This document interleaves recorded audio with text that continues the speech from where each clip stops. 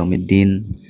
Iyyaka na'budu wa iyyaka nasta'in. Ihdinas siratal mustaqim. Siratal ladzina an'amta 'alaihim ghairil maghdubi 'alaihim waladdallin. Amin.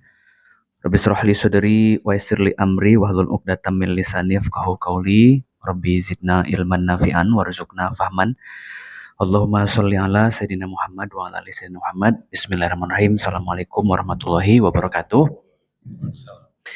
Alhamdulillahirabbil alamin. Mari kita sama-sama bersyukur kehadirat Allah Subhanahu wa taala.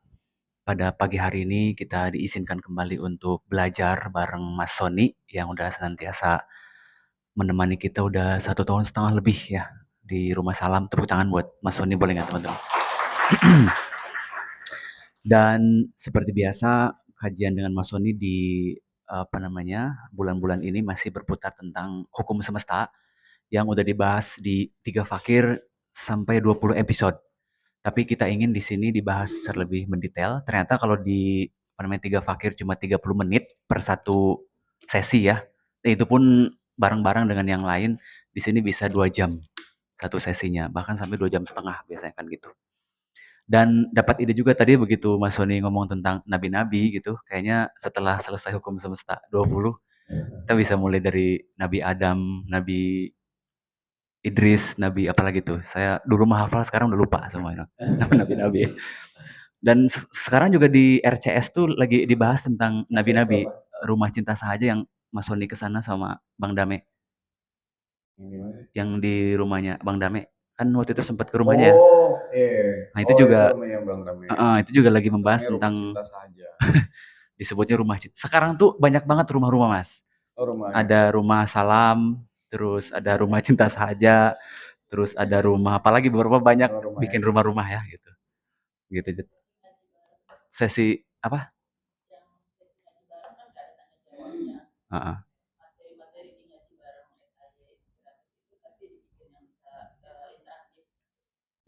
Oh, ya. Iya, sempat juga kan sempat mau dibikin di sini tentang Quran kalau nggak salah. Waktu itu kan sempat diusulkan juga sama Mas Sony kita bikin sesi Quran di sini, tapi lebih kepada tematik kalau nggak salah Mas Sony ya waktu itu. Lebih kepada tematik gitu. Mungkin itu juga bisa jadi bahan buat nanti tahun depan gitu. Soalnya kalau kita minta Mas Sony 2 kali sebulan juga nanti Bosan gimana bos? Gitu. Bosan nggak? Enggak kan? Semengalirnya. Ya rumah salam sih siap aja kalau Mas Sony mau 2 kali dalam sebulan, satu bahas ini, satu bahas tentang Quran juga siap. Siap nggak? Oh siap tuh Mas Sony itu. Siap ya. Gitu ya. Oke. Mudah-mudahan ya mengalir ya. Kalau kan semuanya kita nunggu dari Mas Sony. Dan waktunya pun kan kemarin sempat belum ketemu ya waktunya dan sekarang alhamdulillah bisa ketemu waktu. Meditasi juga kita belum ketemu Belum lagi ya? waktunya kan Ayo. ya. Saya ditanyain terus soalnya kapan Oh meditasi gitu, doa ya. mau lagi, gue pikir nggak pada mau. Mereka pada mau Ya gitu boleh, ya. ayo. Oke. Tuh ya, ayo ya. Oke, teman-teman semua, jadi hari ini kita akan bahas tentang hukum semesta yang ke-15 ya. Saya sedikit eh, recap ya. Kita udah belajar tentang hukum semesta yang pertama, 15 itu hukum relativitas ya. relativitas, betul. Satu hukum tabur tuai, itu udah kita bahas di pertemuan pertama dan sangat relate dengan kehidupan kita dan sering banyak praktek tentang hukum tabur tuai. Kemudian yang kedua hukum pertukaran, ketiga hukum tarik-menarik, keempat vibrasi yang disatukan pembahasannya dengan frekuensi energi. Jadi satu sesi. Kemudian hukum aliran ke yang nomor 7, yang ke-8 hukum repetisi, bahwa hidup itu adalah pengulangan yang dimana tujuannya terus menyempurnakan dan mengalami pengalaman-pengalaman Tuhan dalam kehidupan kita. Ke-9 hukum keterhubungan, ke-10 hukum perbedaan, ke-11 berpasangan, 12 hukum paradoks, ke-13 hukum perputaran, dan terakhir kemarin bulan lalu kita membahas tentang hukum daur ulang, ya kan? Yang agak panjang tuh kita bahas tentang hukum paradoks sampai 2,5 jam waktu itu. Karena kan banyak yang dibahas saat itu. Dan ya banyak mengupas hal-hal yang nggak kita ngerti saat itu ya, tapi dengan hukum paradoks kita bisa dapat perspektif yang paling tidak membuat hidup kita jauh lebih ringan menghadapinya ya. Nah, semua yang tadi itu sebagian besar sudah diupload di YouTube Rumah Kajian Salam, jadi bisa ditonton ulang untuk lebih mendalami lagi. Ada yang enggak ya? Ada yang enggak juga. Ada yang belum, kalau nggak salah hukum yang ketiga, hukum perputaran, itu belum diupload. Terus ya sekarang kita bahas hukum ke-15. Masih banyak nih Mas ya. 16 hukum ukuran, perubahan, konversi, pertumbuhan, dan keberaturan. Masih 5 bulan lagi ya, tenang ya. Gitu ya. Oke. Kita mungkin teman-teman sudah banyak menyaksikan juga yang hukum relativitas di YouTube, tapi itu baru sekilas kayaknya yang dibahas sama Mas Sony kan. Bahwa di situ cuma disebutkan bahwa semua ini ya tidak ada yang benar-benar mutlak atau absolut, tapi yang relatif ini akan membawa kita kepada sesuatu yang lebih absolut kan gitu. Nah, prosesnya gimana, cara kita memahami, menyikapi dan segala macamnya, hari ini kita akan bahas. Mudah-mudahan juga bisa terjadi dialog interaktif dengan Mas Sony. Oke? Oke? Oke, kita langsung ke Mas Sony ya. Tepuk tangan buat Mas Sony ya. Monggo Mas Sony langsung aja. Oke, bismillahirrahmanirrahim. Assalamualaikum warahmatullahi wabarakatuh. Salam sejahtera untuk kita semua. Terima kasih Mas Abi, teman-teman semua, ya Rumah Salam dan krunya di sini untuk bisa menjadi host dan kita bisa sama-sama berkumpul untuk bisa sharing lah ya. Saya bukan ustadz, guru atau ini, saya cuma teman sharing aja. Jadi apa-apa yang mau disampaikan juga bukan sesuatu yang baru diketahui, semua itu udah ditahu sebenarnya, cuma ini mengingatkan kembali as a reminder sesuatu yang udah ada di dalam diri masing-masing. Kalau kita bicara hukum relativitas ya, relativitas itu segala sesuatu di semesta ini relatif gitu ya. Relatif itu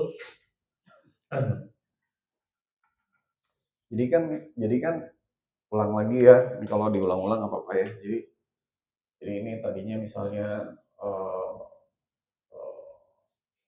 aku satu gitu ya, sumber Tuhan gitu ya. Ini kalau saya gambarin begini, bukan kalau dia memercik itu bukan berarti keluar, tapi memercik gitu ya. Gimana nyebutnya? Ini kan memercik kan. Jadi si nggak ada namanya kan sebenarnya kan. Mau disebut A, Sony, Abi kan sebenarnya nggak ada nama. Roh itu kan nggak dinamai ya. Nanti dinamai sama Tuhan langsung ketika roh itu sudah mencapai satu divine qualities gitu. Jadi misalnya gini, tadi saya sebut namanya Nabi Muhammad itu bukan Muhammad, bukan Ahmad juga, tapi begitu dia mencapai suatu pencerahan, dia dapat nama gitu dari Tuhan. Jadi roh itu begitu lahir ya, belum orang dinamain itu ketika apa? Lahir, kayak. Nah, waktu roh itu memercik ya, itu belum ada namanya. Tetapi kelahiran kalau saya udah bahas tuh di ngaji bareng, ada berapa banyak? 2. Pinter.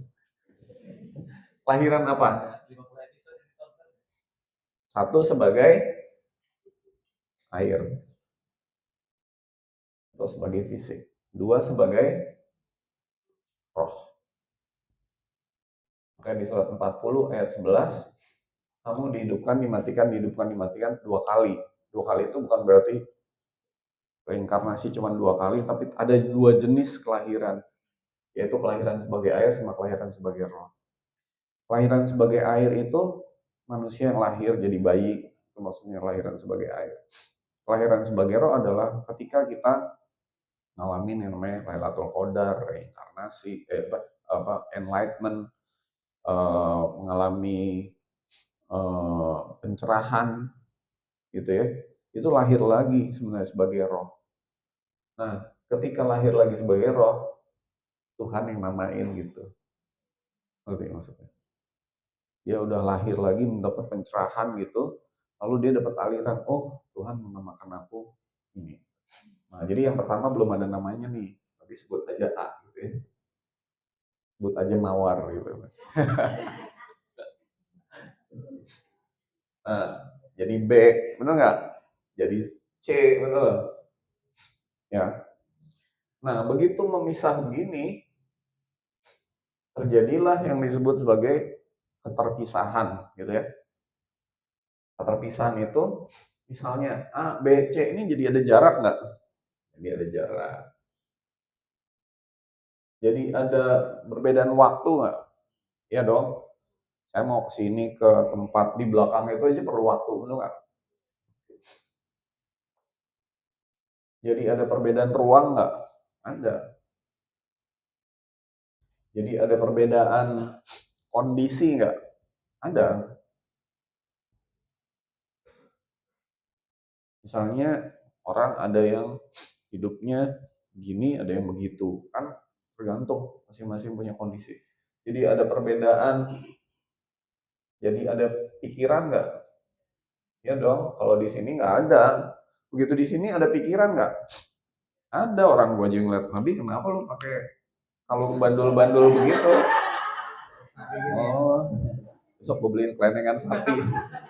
Kelenengan sapi, jadi kalau Abi jalan, kleng, kleng, kleng. Itu kan kenapa gue begitu? Karena gue ada pikiran kan, bener nggak? Kalau gue sama Abi jadi satu gitu, pikiran nggak ada pikiran, bener nggak? Ya, ada perasaan nggak? Ya ada perasaan, ada emosi nggak? Ada imajinasi nggak? Oh, ada banget, ya. Ada imajinasi, ada memori nggak? Ada, ada kan? Karena ada waktu kita udah ngalamin kejadian segala macam, jadilah emosi, ada memori, bener nggak? Ada trauma nggak? Ada. Ada karma nggak? Ada. Ini macam-macam kan? Dari keterpisahan ini, jadi Adam, ini kan Adam nih, Adam Adam Sastu, Adam Suseno, Adam siapa gitu ya. Adam Suseno tuh. Kalau kalau lu telepon gini, halo si Adam, bukan handphone yang bunyi, kumisnya gini-gini. Gitu. Karena udah kayak gagang telepon kan, gede banget. Sorry.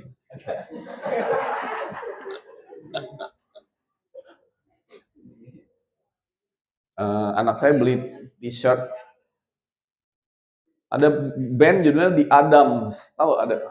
Nah, tapi gambarnya Adam itu Adam Inul gitu. Dia kemana-mana kuliah pakai, ngapain sih? Aneh banget.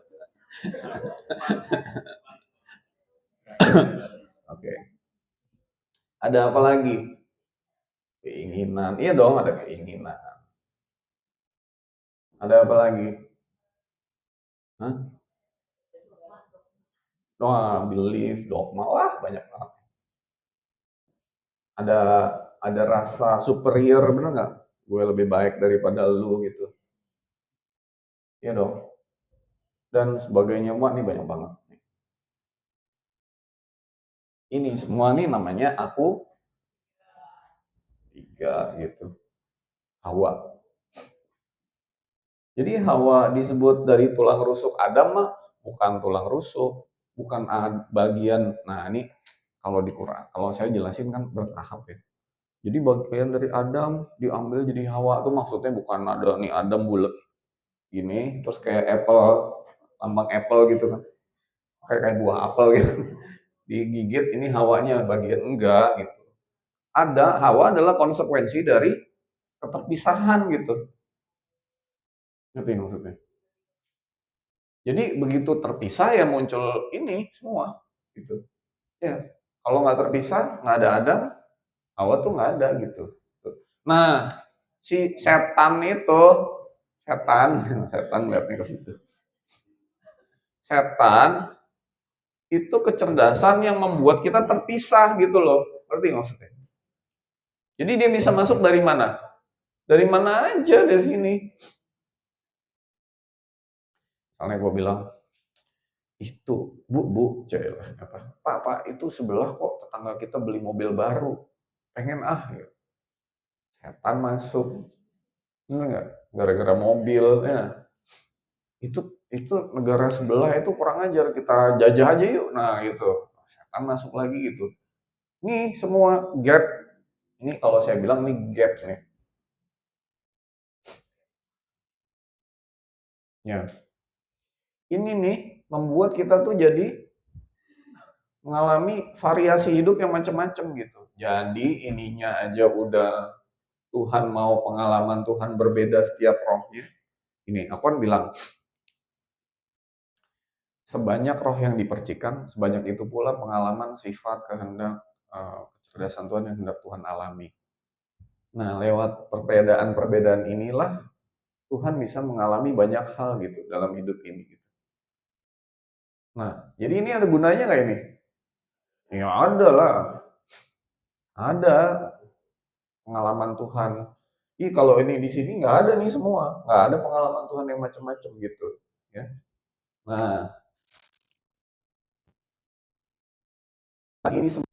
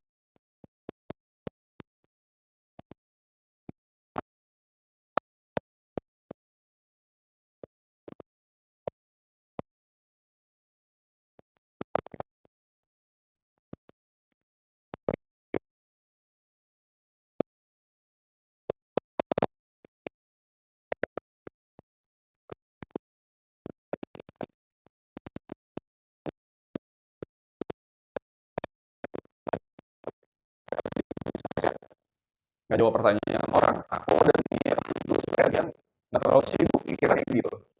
Tapi dia mungkin ya, sombong amat sih nggak mau dijawab gitu. Ya terserah lu mau, ya gue gak ada niat begitu gitu. Nah gitu misalnya. Terus misalnya, wah macam-macam nih. Kejadian juga relatif. Kejadian kalau dilihat dari hukum paradoks relatif. Sesuatu yang buruk tuh ternyata baik gitu. Sesuatu yang baik ternyata nggak bagus gitu misalnya. Relatif aja gitu. Nah, jadi relativitas terjadi karena keterpisahan gitu. Dan karena semua itu terjadi karena keterpisahan, maka sebenarnya kita itu sibuk untuk membanding-bandingkan gitu, comparing. Jadi relatif, jadi komparatif gitu. Banding-bandingin aja gitu. Nah, banding-bandingin itu dari sini nih. Ana khairum minhu, aku lebih baik dari kamu kan awalnya gitu. Kok gue suruh nyembah Adam, aku lebih baik dari dia gitu. Nah, itu banding-bandingin. Padahal mah kalau kita udah bebas dari semua banding-bandingin itu, semua tuh ya relatif aja gitu. Nggak ada nggak ada judging gitu. Judging tuh nggak ada. Bahkan nanti kalau kalau udah sampai kepada kesadaran Tuhan yang seperti gini nih, yang kemarin kita bahas nih, yang gini ya.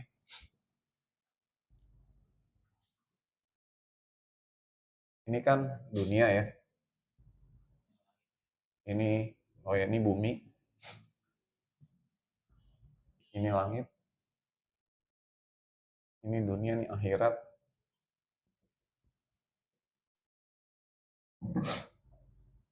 Ini ada surga neraka di sini.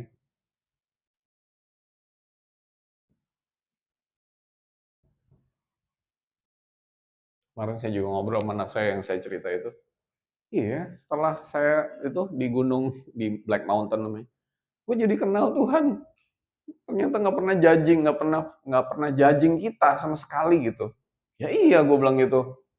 Wah, gue seneng banget karena gue bisa ngomong gitu karena ngalamin gitu. Tuhan nggak pernah menilai kita tuh nggak pernah.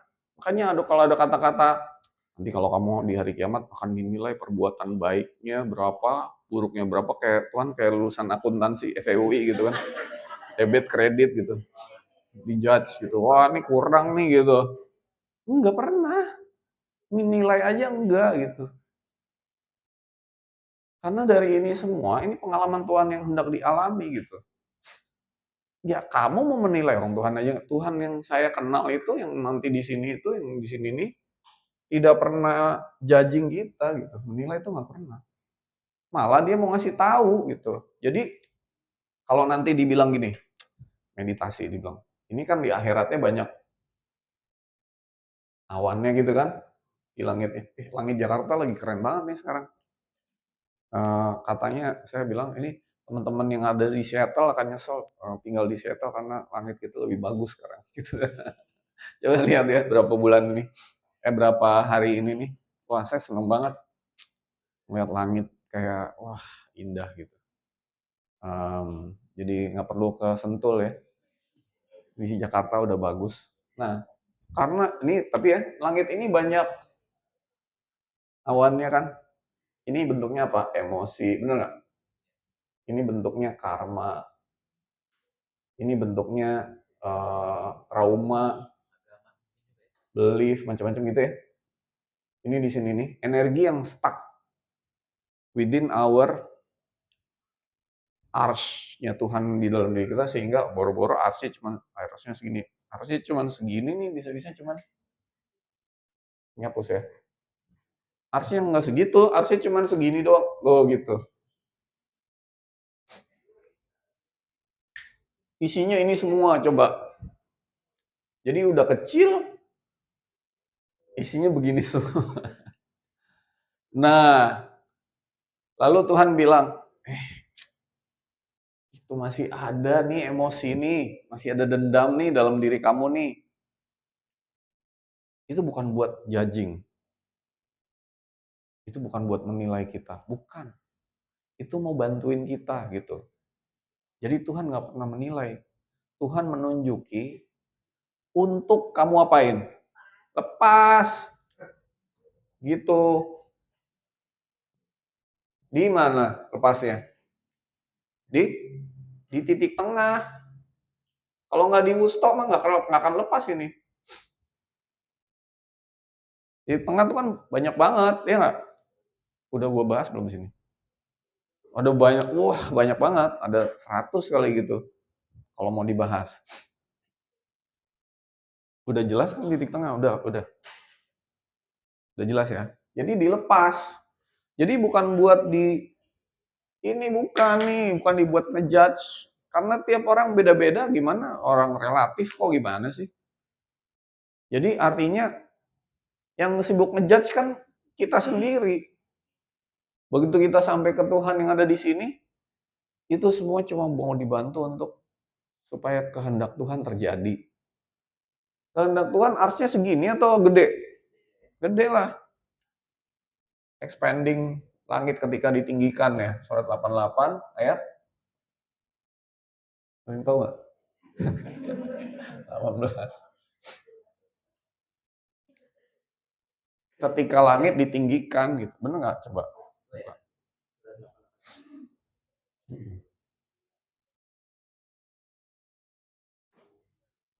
Nah, jadi ambil nunggu ya. Nggak pernah dinilai.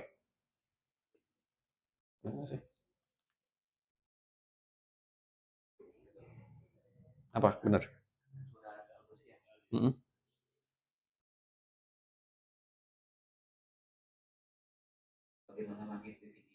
Nah, jadi, hah? Ya, ketika langit itu ditinggikan. Ditinggikan itu bukan makin tinggi, tapi makin tidak terbatas. Jadi makin gini. Jadi kalau ini mau tidak terbatas, gimana caranya? Ya, ini dilepasin dulu, karena yang nyiapin, yang bikin batas siapa? Tuhan. Nah, kita yang bikin ini kita nih. Jadi harus dilepasin nggak nih? Lepasin terus gitu, nah begitu sampai di sini, sana lagi gitu. Udah sampai sini, sana lagi. Udah sampai sini, sana lagi, terus sampai papan tulis ini habis masih ke sana lagi gitu. Karena tidak terbatas gitu. Dan Tuhan nggak pernah judging. Jadi kalau kamu dibilang, Tuhan, ya, ampunilah dosa-dosaku. Lalu Tuhan bilang, aku kan udah ampunin semua. Kan aku maha pengampun. Terus gimana? Ya, kamu belum mengampuni dirimu sendiri. Yang mana? Gitu kan. Yang itu tuh, kenapa kamu nggak bisa self love terhadap dirimu sendiri? Kamu membiarkan dirimu dibully sama orang lain, sama apa? Karena sebenarnya masalahnya di kamu. Kamu nggak mengampuni dirimu sendiri, kamu nggak bisa mencintai. Tuhan sayangilah aku. Aku kan udah kasih sayang sama kamu tanpa batas. Tapi kamu belum mengasihi menyayangi dirimu sendiri. Buktinya apa? Ya buktinya makanmu aja nggak bener tuh. Mau ini dimakan, itu dimakan, ya nggak? Kamu jadi sakit gitu. Kamu ikut makanan yang aku sesuai kehendakku lah gitu. Oh gitu. Makanannya kayak apa ya? Tuhan. Nah, itu ada trauma belum diampunin di hidup sekarang ini. Di hidup lalu yang ini belum. Anak saya kemarin cerita dia punya trauma di zaman 1600-an gitu. Kan dia ngalamin past life regression sendiri tuh di Canberra. Tapi ini direkam gak enak ya, ntar dia dengar. Sangka gue spilling. Nah, itu ada trauma di hidup keberapa? Lah, kan belum diampunin tuh. Gitu. Oh iya ya. Gitu. Terus misalnya itu si kampret belum diampunin gitu, belum dimaafin yang ini, ya kan? Kamu mau langit mau gede tapi ada yang ini gede segini tapi ini cowak dikit nih nggak apa-apa ya gitu. Cowak tau gak? Ini bolong nih. Jadi ini segini tapi ini jangan ya. Ini ada si kampret yang nggak mau gue maafin nih gitu. Ya nggak bisa dong. Kampretnya banyak lagi. Wah, ribuan kampret gitu. Nah, nggak bisa, harus dimaafin semua. Nah, oh gitu ya. Ya maafin satu-satu ya gitu. Lepasin satu-satu, maafin. Ayo, 1, 2, 3, 4, 5 gitu. Jadi si arsnya makin lepas.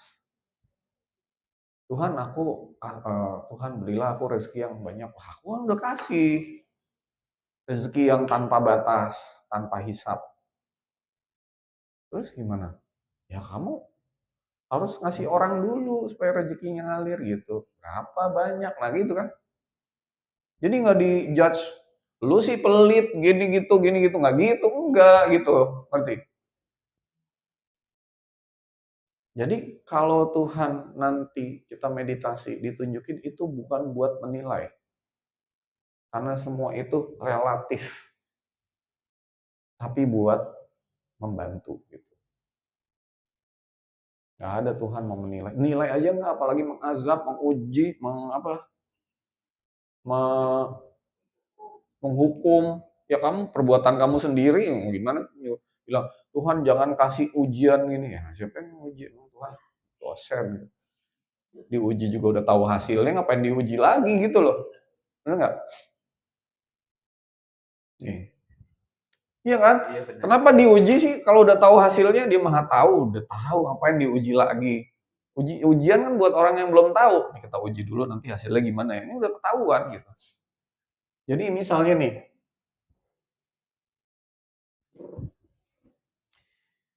ini energi di semesta.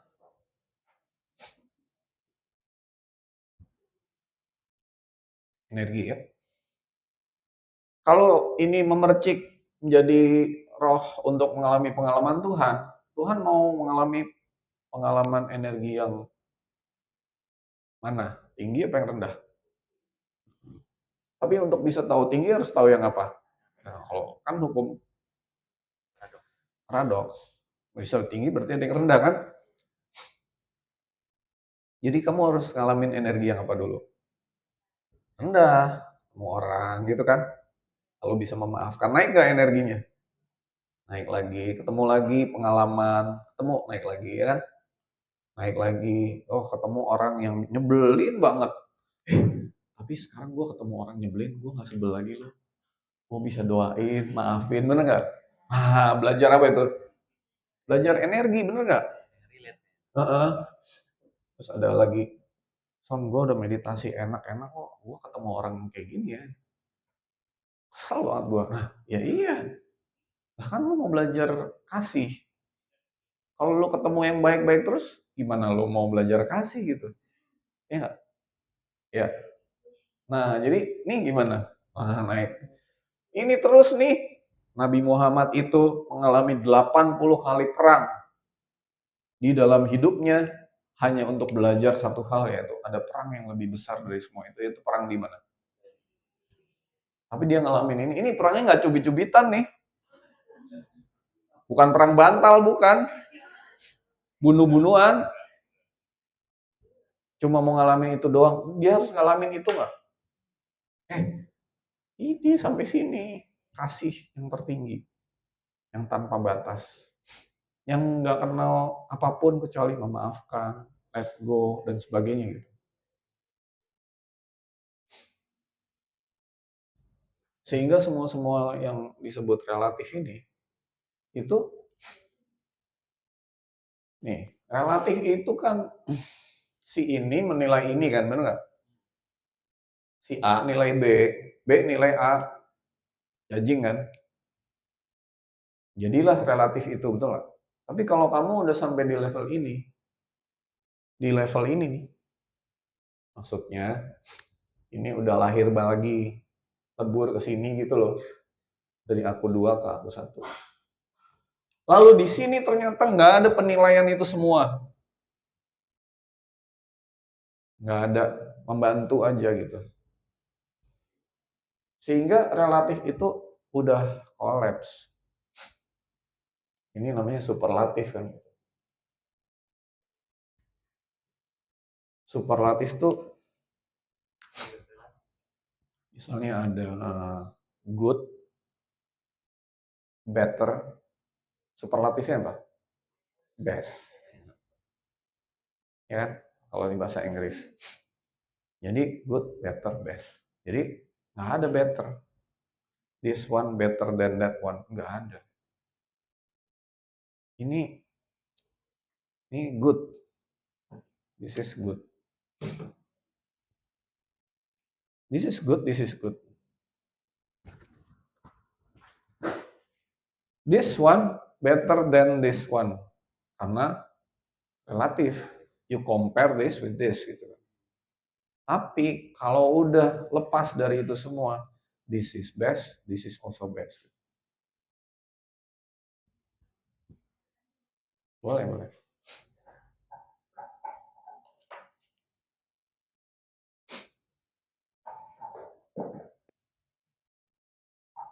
Ya Mas Sony, maaf mau tanya ini perkara judging-menjudging kayaknya ini kan sifat manusia yang paling manusiawi, kita kayak nggak pernah berhenti saling menilai dan menghakimi satu sama lain.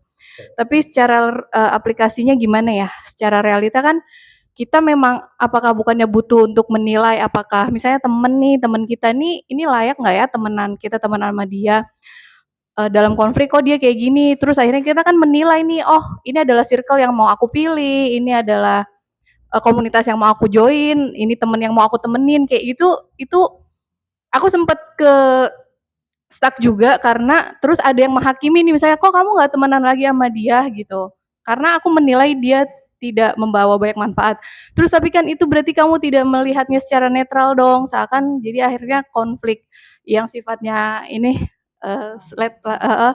sejajar ini gimana ya karena itu terjadi ya karena memang ada judging tapi apa penerapan dari oke kita netral kita tidak menghakimi kita memahami dia begitu karena ya kita semua punya trauma dan coping mekanisme masing-masing dan kita nggak cocok misalnya. Itu dalam penerapan gimana ya? Karena seakan-akan jadinya oh spiritual nggak boleh menghakimi, masih menghakimi dong, harus netral dong. Itu gimana ya menanggapi itu, Mas Sony?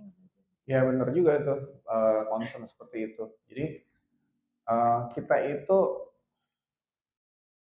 nggak menghakimi, tapi boleh kan gini. Hidup itu kan ujung-ujungnya kan kita ngalamin pengalaman Tuhan kan. Ya. Jadi ketika kita punya circle yang kayak gitu, kita nggak judging, tapi hmm, deciding apa memutuskan melakukan segala macam itu harusnya surrendering to the will of God gitu. Jadi bukannya aku mau memutuskan untuk keluar sini enggak. Tuhan, nah kan berkomunikasi dengan Tuhan kan self talk kan. Bicara sama diri kita sendiri yang kesadarannya lebih tinggi gitu. Jadi yang disebut kesadaran lebih tinggi Tuhan kita itu aku satu kita langit kita itu bisa cuman segini nggak? Bisa nggak? Bisa tahu-tahu nih lebih gede lagi nggak? Bisa tahu-tahu segini nggak? Bisa segini nggak? Bisa ada batas gitu nggak? Jadi yang kita sebut Tuhan kita di kesadaran kita lebih tinggi, tiap orang tuh levelnya beda-beda loh. Karena saya suka bilang Tuhan itu nggak di markas besar gini, nggak di Mabes Polri gitu, nggak ada. Tapi di sini, di kita sendiri gitu. Jadi kalau lebur ke aku satu tuh aku tahu satu yang semakin luas, semakin bersih, semakin suci, semakin nggak ada lepas bat gitu, dan semakin tidak terbatas. Nah, jadi keputusan-keputusan kalau kita masih di sini, itu ya nggak apa-apa begitu gitu. Artinya kadang-kadang kita harus menjauh dari orang karena takutnya kita terpengaruh, ya, karena belum kuat dan sebagainya gitu. Nggak apa-apa. Tapi makin gitu itunya gede tuh, ars itu makin besar, kita itu makin bisa diutus ke segala hal gitu.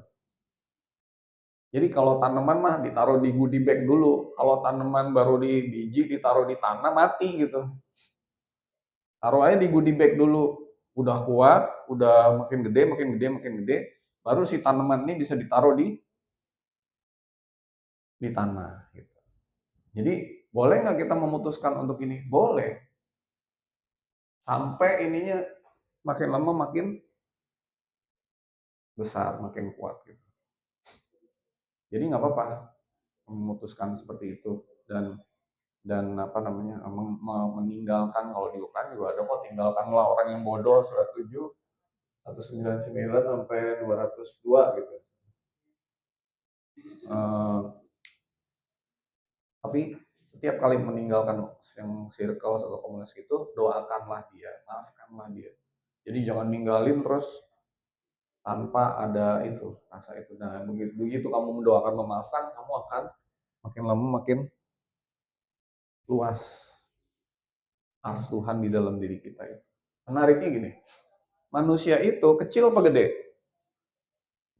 Kita di semesta ini kecil apa besar? Kecil. Itu relatif. Kalau kita bilang kecil, Tuhan bilang, seluruh alam semesta ini tidak bisa menampung diriku, tetapi langit orang yang roh yang lepas, dia bisa menampungku. Katanya gitu. Jadi seluruh alam semesta ini itu nggak bisa menampung Tuhan. Tapi kalau kita punya langit yang makin tidak terbatas, ars Tuhan tuh di situ gitu. Jadi gede apa kecil? Kan relatif kan. Kita tuh relatif. Bisa kecil banget nggak? Bisa gede banget nggak? Bisa tidak terbatas nggak? Lalu kenapa ada relativitas ini? Karena kita bisa tahu bahwa perjalanan ini nggak ada batasnya. Jadi relatif ini. Terus gitu. Kalau sesuatu itu absolut, berarti ada batasnya. Betul nggak? 0 sampai 100, absolut kan. Udah sampai 100 mau ngapain? Mentok. Nggak ada mentoknya nih, makanya relatif. Terus. Bisa dari sini turun gini lagi nggak? Bisa. Nah, kalau kamu udah segini nih, lalu karena ketemenan sama si A itu kamu jadi turun lagi begini, ya tinggalin aja mendingan dulu gitu. Ngapain kita ngurusin orang-orang nggak jelas gitu. Ya nggak? Gitu. Tapi didoain dan dimaafkan.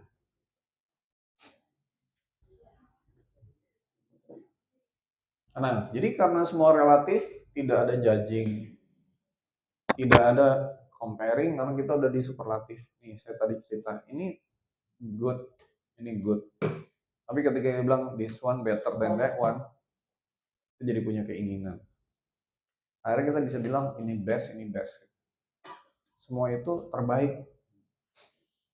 Menerima apapun dan mengambil yang terbaik. Apa sih itu? Itu namanya healing ya. Healing itu by definition menurut saya nih, menurut yang dialirkan itu adalah menerima apapun dan mengambil yang terbaik daripada itu. Jadi this is best, this is also best. Kadang-kadang kita harus ngalamin ini, kadang-kadang ngalamin ini gitu. Semua itu pengalaman Tuhan untuk naikin level energi. Sampai kita benar-benar bisa mengalami namanya kasih. Baru kita bisa sayang gitu. Sayang itu apa namanya? Implementasi atau apa namanya? The next after kita ngalamin kasih itu kita bisa menyayangi semuanya gitu. Bentuk praktikalnya. Ya. Ke sesama. Gitu. Nah, Tuhan itu memercik jadi nama-namanya banyak banget, ada Maha Menyembuhkan, Maha Adil, Maha Tahu, Maha Kuasa, Maha Pengasih, Maha Penyayang, Maha macam-macam itu. Semua itu kalau digabung jadi satu, disintesakan jadi satu, itu namanya kasih gitu. Ini nama Tuhan tuh kalau dijadiin satu, itu adalah kasih. Kasih itu bahasa Arabnya Allah gitu.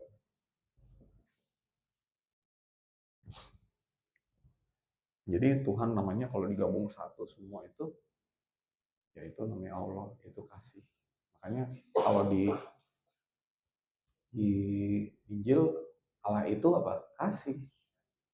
Kalau di Quran surat 6 ayat 54, 6 ayat 12, Allah itu kasih. Panggilan Allah atau Ar-Rahman, surat 17, surat 10, Allah itu kasih. Makanya ini Bismillahirrahmanirrahim. Lakukan segala sesuatu dengan kasih. Nah kalau kita udah di level kasih, kita itu nggak judging dan nggak comparing gitu. Ini penyakit yang rada bahaya nih, judging sama comparing.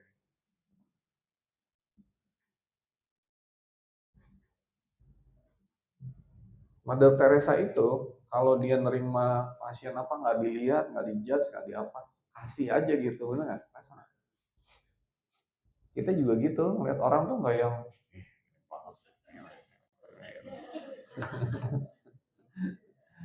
nggak, tiap orang tuh beda-beda gitu, nggak ada judging. Dan semua kayak apa yang kita anggap ini jadi dogma nggak ini? Ini jadi hukum nggak? Hukum juga gitu, hukum kan yang bikin manusia. Hukum di tiap negara beda-beda. Misalnya, gue habis makan, langsung ya, ih nggak sopan banget sih lo gini-gini. Di budaya lain itu sopan banget gitu, bener nggak? Iya, gitu. Ih, itu orang dua kumpul kebo tuh gitu. Kan di Indonesia kumpul kebo kan sorry ini direkam lagi. Ya itu kan hukum manusia gitu. Ya, lu ngapain lu ngejudge begitu-begitu gitu loh? Nggak ada. Tuhan aja nggak ada. Gitu. Lapisan.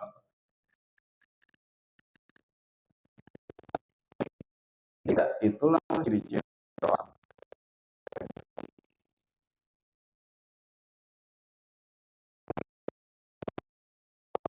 Ini ya aku udah pernah bilang ya pun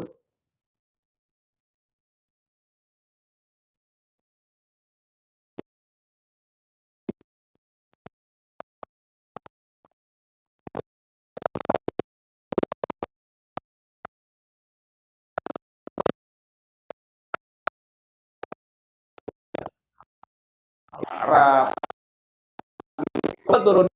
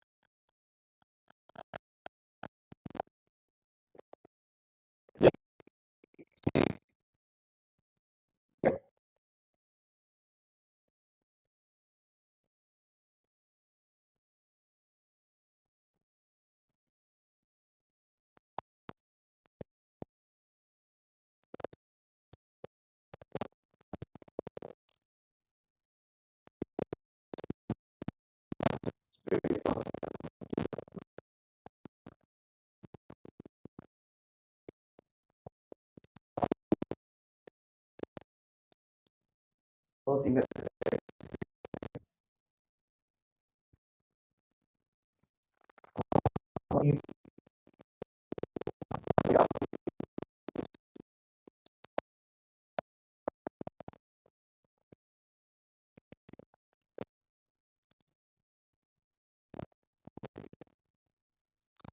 sampai ditunjukin itu bukan saling compare tapi untuk dibantu gitu. Misalnya kayak ini masih ada ini gini. Nah, yuk lepas gitu, dibantu gitu. Meditasi kan gitu. Oh, gue begitu meditasi jadi banyak banget nih muncul macam-macam dadah gitu. Habis itu dilepasin satu-satu.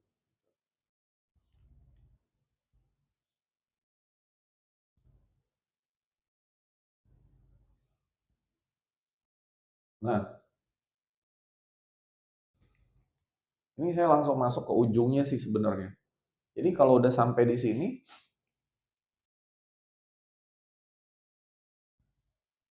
gimana sih caranya untuk supaya kita tidak terpengaruh oleh keterpisahan ini yang buat kita judging and comparing. Ya, caranya adalah bahwa kita memercik menjadi roh, tetapi kita bisa punya ars yang bisa menampung aku satu ini ke dalam langit kita. Sehingga di sini kita bisa menyayangi sesama tadi dengan kasih itu. Dan merasakan bahwa sebenarnya keterpisahan ini juga sebuah ilusi gitu. Ini ngomong gini, pada ngerti nggak nih? That actually lo semua di ruangan ini, ya gua juga gitu. Jadi kalau saya berbuat baik, itu berbuat baik kepada diriku sendiri. Karena apa? Karena all of you semua di sini ini ada di dalam ini saya gitu. Within my langit ini gitu. Jadi kalau saya doain ini semua ya itu karena ini sampai sini paham gak sih? Nih kan gini nih ya. Ini kamarnya dalam sih.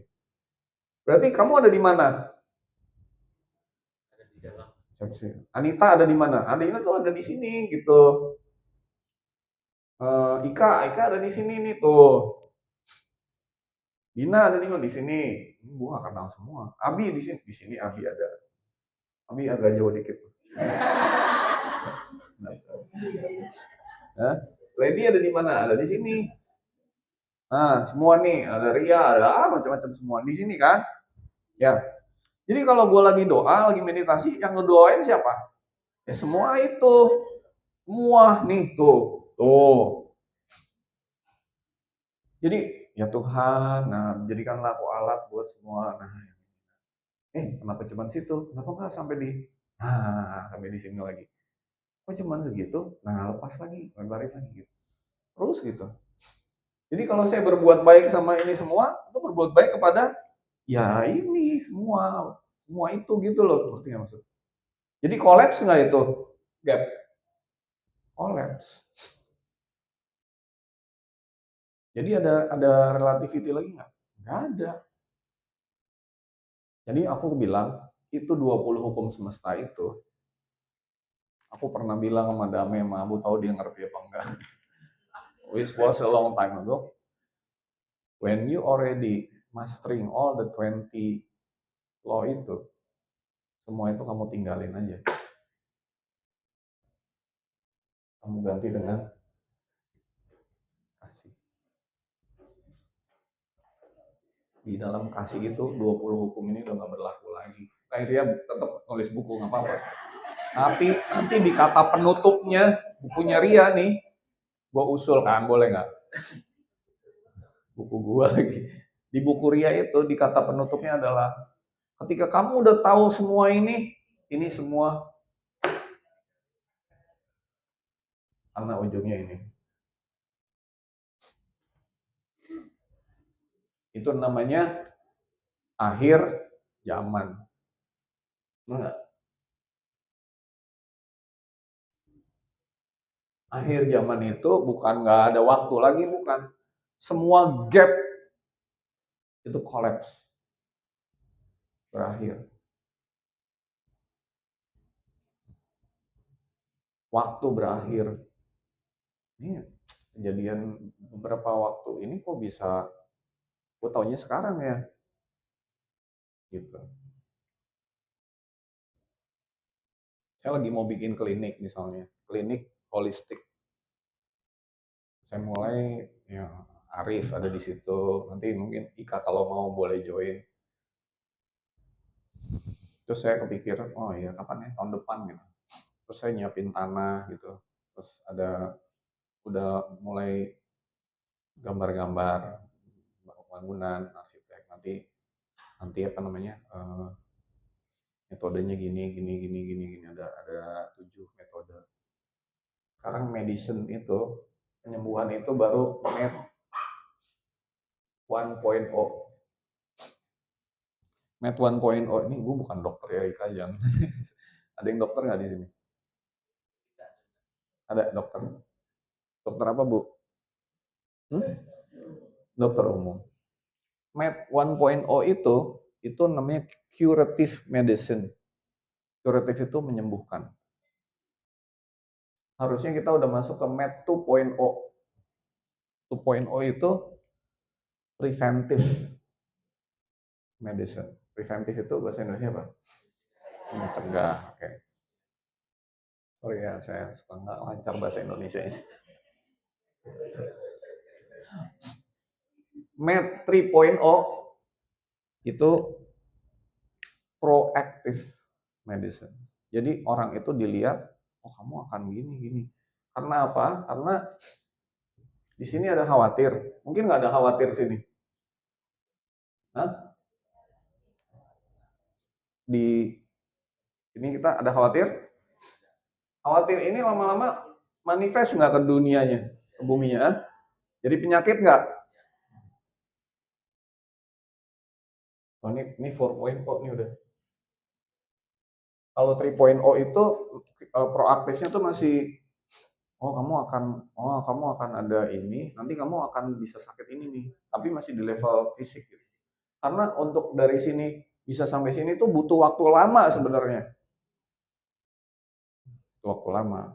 Nah, kalau udah mulai di sini nih, udah mulai ada tanda-tanda di dunia ini, lalu ke bumi nih, ini namanya 3.0. Tapi yang 4.0 adalah masih di sini aja nih, udah disembuhin gitu. Nih, nih. Ini gue ngomong kan, akhirnya sama adik ipar gue. Adik ipar gue gini, kan spesialis bedah plastik deh. Dia bengong aja. Ini gue baru pernah pertama kali denger kayak gini gitu. Nah ini, gue bilang, penyembuhan itu harus sampai 4.0. Kita bikin klinik kayak gitu. Wah langsung dia mau. Jadi akhirnya, udah mas sini aja mas, ini ke tempat gue gini, udah nggak usah lo ngobrol. Akhirnya, gue nggak perlu bikin gedungnya, gue nggak perlu bikin apa, semua udah ada. Jadi gue pikir, ih gila ya, non doing itu bener-bener effortless. Di titik tengah tuh tahu-tahu ada aja gitu yang mau. Terus nanti bikinnya gini, udah akhirnya kita tektokannya cepet banget. Gitu. Maksudnya, tadi ngomongin apa ya jadi poin. Nah, maksudnya tuh semua tuh kolaps gitu. Gapnya tuh kolaps, kalau bahasanya tuh akhir zaman. Makanya kiamat adanya di mana? Di akhir zaman. Bukan berarti akhir zaman itu ini semua hancur gitu. Hancur semua. Lalu kiamat, bukan. Ketika semua gap ini kolaps, kamu ngalamin kebangkitan itu. Siapa namanya? Hah? Gita, baru pertama ya? Oke. Oh iya. Kita. Saya mau nanya, saya tertarik tadi yang dari akhirat ke dunia kan tadi butuh waktu lama ya untuk dia bisa termanifestasi menjadi sebuah realita gitu. Nah, pertanyaan saya, kita kan manusia setiap hari struggling dengan pikiran-pikiran kita pastinya. Walaupun kita sudah paham teorinya dan mungkin melakukan misalnya praktek meditasi, sadar nafas dan sebagainya gitu ya untuk meredam benih pikiran itu. Nah, pertanyaan saya, kalau misalnya hari ini nih saya sempat memikirkan sesuatu yang buruk tentang apapun gitu. Kemudian saya hari ini sadar nih gitu. Oke, terus nggak lagi terpikir, ya udah fokus sama yang sekarang saya kerjakan. Lalu beberapa saat dia akan timbul lagi. Nah, eee, kira-kira yang timbul tenggelam ini juga akan bisa termanifestasi nggak? Meskipun kita sadar bahwa itu bukan pikiran yang baik, tapi kita tahu bahwa enggak ini bukan, kita nggak boleh begini misalnya gitu. Itu bisa termanifestasi nggak? Karena kayak jadi takut kadang-kadang baru benih pikiran baru muncul aja udah jadi takut kayak, aduh ntar jadi beneran gitu. Gimana menurut Sony? Jadi pikiran itu kan ide, ya ide. Ide itu bisa terjadi di setiap level aku gitu, ya. Jadi misalnya di aku 4, di otak kita punya pikiran, hari ini gue mau pakai baju warna apa ya gitu. Yang mana ya? Itu otak pasti itu pikirannya. Kayaknya warna ini cocok nggak ya gitu. Ya. Atau misalnya buat surviving, buat bertahan hidup, kita tuh perlu pikiran dari level konsep yang tertinggi banget. Jadi nggak perlu meditasi dulu, gue hari ini pakai baju apa ya? Meditasi dulu deh. Nggak perlu gitu, ya. Ya udah mikir aja langsung gitu. Gue hari ini mau pakai apa ya? Mau pakai sepatu yang mana? Lu jajarin 5 gitu. Bentar, meditasi dulu. Nah gitu. Itu pikiran. Ada juga di level aku, itu berarti aku 4 kan. Aku 3 misalnya. Di level aku 3 itu misalnya tadi, hmm,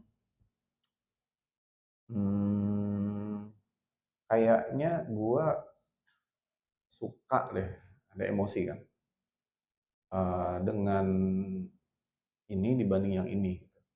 Kenapa sebabnya? Ya gue punya punya memory in the past bahwa yang kayak gini nih something that saya suka gitu. Misalnya gini, eee, profesi yang aku paling suka tuh kayaknya inilah gitu. Kenapa? Karena kenapa dia mau gitu, karena di hidup-hidup sebelumnya ya emang dia ahlinya itu gitu. Jadi bakatnya di situ gitu. Itu kan aku 3 itu kan adalah kumpulan dari memori masa lalu gitu. Kok ada orang beda, yang satu begini, anak kembar bisa beda gitu. Nah, kalau ditanya, "Kamu mau ini apa ini?" Dua-duanya bisa beda tuh, karena dia punya kumpulan memori dan sebagainya ada di masa lalu gitu. Itu juga pikiran kan, ya, mikir gitu. Ada juga bisa di aku dua gitu. Di aku dua itu lebih lebih dapat petunjuk ke real truth gitu. Makanya kalau saya bilang, "Tuhan terbatas nggak?" Jawabannya apa? Tidak. Tahu dari mana lu? Karena lu punya knowledge, pengetahuan di level aku dua itu.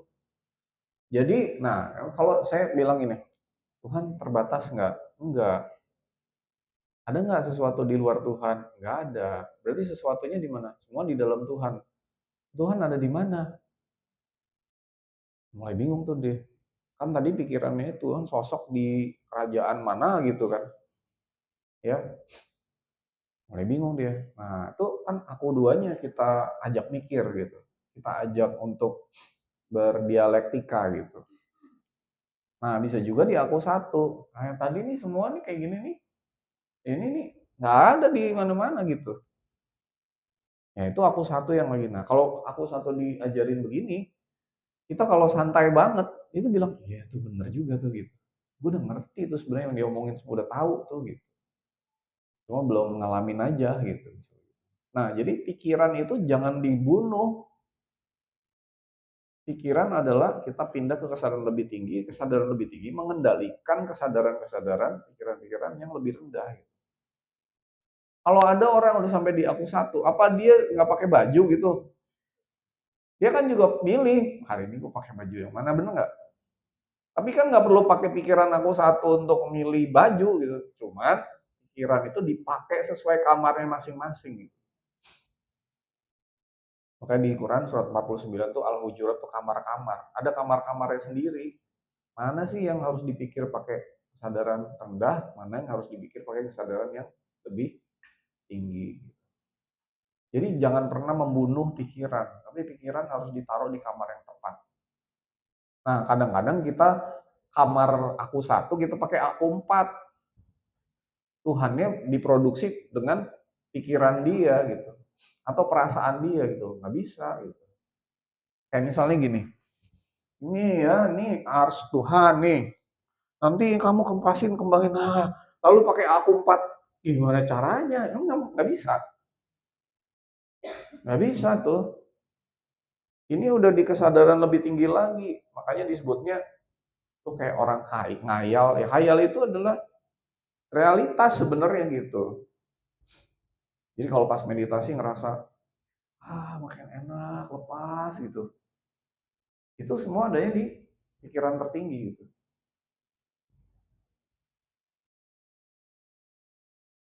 Jadi jangan dibunuh, tapi ditaruh di tempat yang porsinya tepat gitu. Lama-lama nanti pikiran kesadaran lebih tinggi mengendalikan kesadaran yang lebih rendah. Gitu. Lagi mau nanya Pak? Makasih, Mas Sony. Kita ini kan bagian dari society. Tapi society yang kebanyakan yang mayoritas itu kan yang sebenarnya yang ada banyak list itu ya. Nah, pada saat kita harus melakukan sebagai katakan profesi apapun, ada hukum di situ, ada SOP di situ, ada aturan di situ. Kadang-kadang suka mikir, kita memaksa banget orang untuk ngikutin, padahal kalau kita mau balik ke yang begini nih, harusnya kan itu relatif lagi gitu ya. Tapi kita di situ fungsinya memang lo harus jadi penegak hukumnya gitu. Betul. Lo harus pastikan semua orang ikut SOP gitu. Nah, itu di dalam hati suka kontradiktif. Ya kira-kira menurut Mas Sony kalau kayak gitu, berarti ada nggak di antara 20, saya lupa nih, hukum keseimbangan ada nggak sih? Kita tuh tetap nggak bisa ninggalin yang mainannya setan ini gitu, karena Ya, kita part of society. Ya, ini ya, makasih. lu pernah ke kondangan pakai bikini nggak? Ya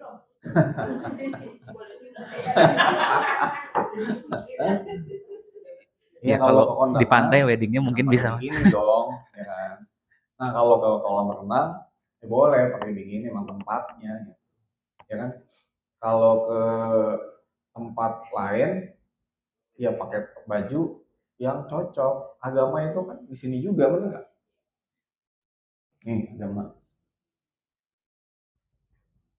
Teman-teman gue kalau pas roadshow dulu dari London turun di Jeddah di pesawat dia pakai ganti abaya kan gitu. Wah udah mau masuk ke Arab nih, gitu. Pakai abaya gitu. Pulang dari sono ya buka lagi gitu. Ya kan memang budaya begitu, ya nggak? Nah kebetulan agamanya turun di Arab. Jadilah budaya dan ajaran nyampur, gitu nggak? Coba Islamnya turun di Jepang. Semua ibu-ibu pakai kimono sekarang nih gitu. Bener nggak sih? Pengajian pakai kimono gitu. Ya, kan? Nah, kalau dulu Islamnya turun di Bali zaman dulu bahaya kan? Hah? Ya kan? Nah, artinya kan semua tergantung dari konteksnya, substansinya sama gitu. Makanya kita bersosialisasi kita kan ini oke. Abi gitu. Kamu tuh langitnya udah segini ya, gini tuh. Nanti kamu mau gede lagi, terus lepas lagi. Nah, maafin semua di dalam, semua kotoran, semua yang gumpalan bunga. Ini nih jadi gumpalan energi di dalam within your ars itu dilepasin salah satu. Nah, oke. Nah, sekarang tapi kamu kan harus belajar tentang ini ya, Abi ya. Nah, untuk bisa gini kamu belajarnya jadi apa? Ya jadi aku 4 kan? Betul nggak? Gimana lu cuman jadi makhluk yang gentayangan gini belajar kasih gimana? Hah? Coba lu pikir hantu itu belajar kasih kan nggak bisa ya nggak? Makanya ketika kita mati dan sampai di sana itu namanya alam evaluasi. Kita tuh dievaluasi gitu. Dievaluasi. Tapi pembelajaran mah adanya di sini gitu. Nah, begitu belajar di sini, Abi harus punya aku 4 nggak? Yang baru. Aku 4-nya harus lahir di suatu tempat nggak? Dengan budaya tertentu, tempat tertentu, teman-teman tertentu yang karmanya nanti sama, pelajarannya sama kan lagi belajar kan? Nanti harus ada bapak ibunya juga pelajarannya sama dan sebagainya kan? Sampai sini kan? Jadi dia harus dikasih dunia nggak? Makanya dunia saya bilang dunia itu sementara, terbatas, dan selalu berubah. Iya dong. Begitu kamu dikasih dunia gini, kamu punya budaya nggak? Punya. Makanya di hidup ini ya saya dikasih pengetahuan tentang Quran ya. Saya tinggalnya di Indonesia. Nanti hidup berikutnya ya nggak pakai Quran lagi mungkin di mana gitu kali gitu. Gitu. Jadi hmm,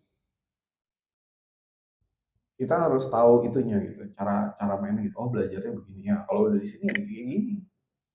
Harus begini. Cuman gap itu kolaps gitu di sini. Ini semua nih adanya di sini apa di sini? Nih, dunia dan segala macam ada di sini apa di sini? Di sini kan? Gumpalannya ada di sini, iya. Gumpalan yang stuck. Ya, gimana jelasinnya? Kadang-kadang gue bingung ngejelasinnya pakai kata-kata. Potensinya ada di atas. Nah, nih gini. Tiap hari kita lihat sosmed nggak? Oke. Sosmed itu kalau nggak di flashing jadi gumpalan nggak? Iya. Di sini, benar nggak? Mm-mm. Sosmed itu kan awalnya di dunia kan kita lihatnya kan, nih misalnya nih ya kan? Makanya gue lihat anak-anak, nah nanti salah satu med mati nih, habis baterai.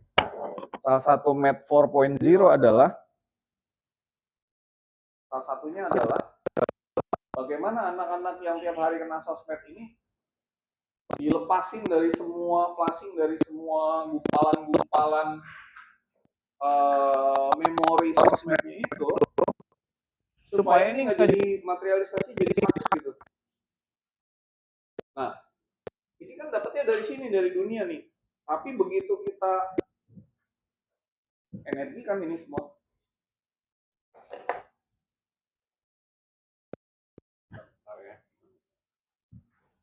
Halo. Nah, ini kan semua energi. Energi ini masuk ke dunia kita dan tidak kita lepaskan saat itu juga.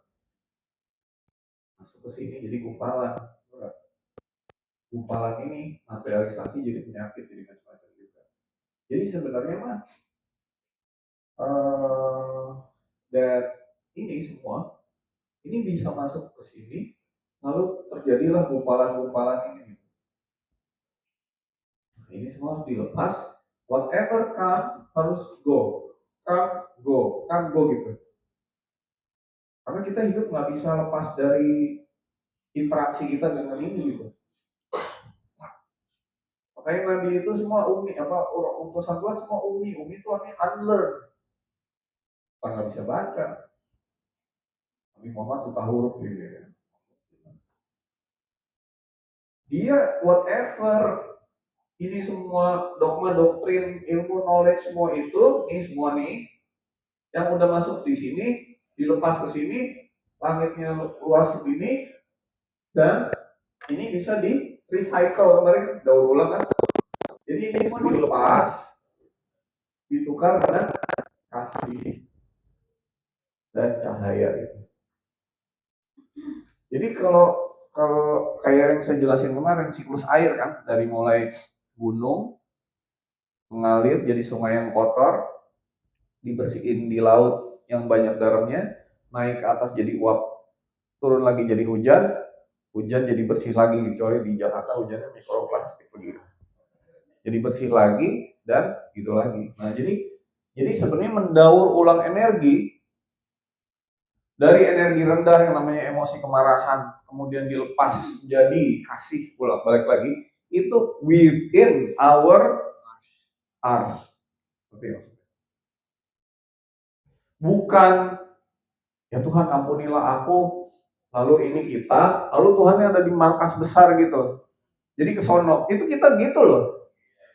Kalau kita lagi berdoa sama Tuhan, itu kita kayak berasa berdoa sama sesuatu yang ada di sini gitu, di luar kita gitu. Ngerti maksudnya?